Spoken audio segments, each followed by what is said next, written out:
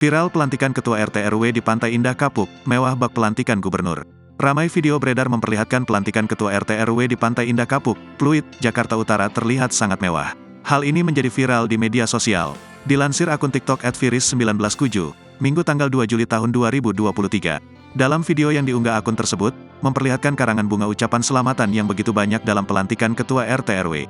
Dalam video yang berdurasi sekitar 1,5 menit itu, pelatihan tersebut dilaksanakan di salah satu tempat makan mewah serta dihadiri oleh beberapa pejabat setempat untuk meresmikan pelantikan Ketua RT RW.